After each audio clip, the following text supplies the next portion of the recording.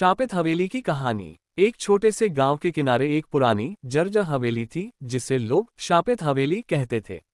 वर्षों से वहां कोई नहीं रहता था क्योंकि माना जाता था कि उस हवेली में आत्माओं का वास है। रात के समय लोग उस रास्ते से गुजरने से भी डरते थे क्योंकि कहते थे कि हवेली से चीखने चिल्लाने की आवाजें आती हैं। रहस्यमय शुरुआत। एक दिन शहर से तीन दोस्त आदित्य, राज और निकुंज उस गांव में घूमने आए। वे साहसी थे और भूत प्रेत की कहानियों पर यकीन नहीं करते थे।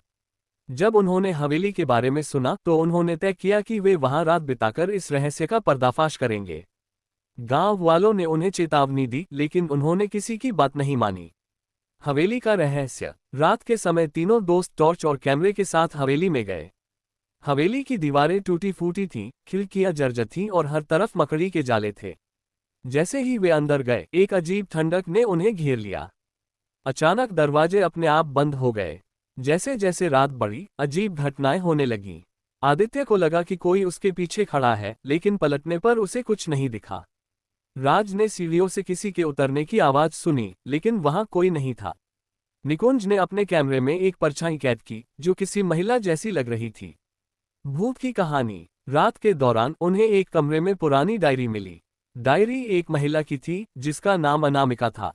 उसने लिखा था कि वह इस हवेली की मालकिन थी लेकिन उसके पति ने लालच में आकर उसे मार डाला और उसकी आत्मा को इस हवेली में भटकने के लिए छोड़ दिया। तब से वह हर उस व्यक्ति को सजा देती है जो इस हवेली में आता है। भागने की कोशिश। डायरी पढ़ने के बाद तीनों को एहसास हुआ कि वे बड़ी मुसीबत में हैं। जैसे ही वे भागने की कोशिश करने लगे हवेली की दीवारों से भयानक आवाजें आने लगीं। खिड़कियां खुद ब खुद खुलने और बंद होने लगीं। एक परछाई बार बार उनके सामने आ रही थी।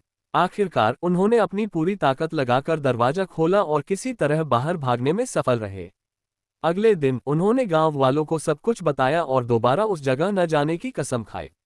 सबक। उस दिन के बाद हवेली और अधिक डरावनी मानी जाने लगी। तीनों दोस्तों ने सीखा कि हर रहस्य को उजागर करना जरूरी नहीं होता और कभी-कभी हमें प्रकृति और उसके रहस्यों का सम्मान करना चाहिए। कहते हैं आज भी उस हवेली से रात के समय चीखें सुनाई देती हैं। जो कोई भी उस हवेली के करीब जाता है अनामिका की आत्मा उसे अपने जाल में खींच लेती है। क्या आप उस हवेली में जाना चाहेंगे?